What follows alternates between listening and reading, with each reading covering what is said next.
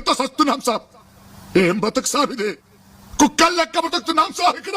అంత కష్టమైతే ఇక్కడ ఎందుకున్నారా? వెళ్ళిపోండి మీ పాకిస్తాన్కి. అరే మీరేనండి మమ్మల్ని పొమ్మనడానికి. మీదేనా ఈ దేశం? అరే హమ్ భీ యహీ కే హై, హమారా పాకిస్తాన్ నహీ హై. మేము కూడా మీలాగా ఇక్కడే పుట్టాం, మేము కూడా మీలాగా ఇక్కడే పెరిగాం, మేము కూడా మీలాగా ఈ మట్టిలోనే కలిసిపోతాం. హమారా భీ హై యే భారత్ దేశ్.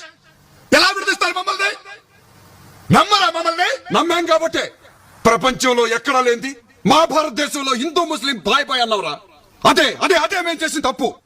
అలా నమ్మినందుకు బాంబే బ్లాస్ట్లు, కాశ్మీర్ గొడవలు, టెంపుల్ అటాకింగ్స్, ఆఖరికి ఇన్ని జరిగినా కూడా మిమ్మల్ని నమ్మి లాహోర్ దాకా బస్సులో వచ్చాం కదరా. ఏం చేశారా మీరు? కార్గిల్ లో వెన్నుపోటు పొడిచారు, దొంగ తీశారు. యా అల్లా, తప్పుగా మాట్లాడుతున్నాను సాబ్. కార్గిల్ కు మాకు ఏంటి సార్ సంబంధం? అది ఎలా ఉందో ఎట్లుందో కూడా తెలియదు సాబ్.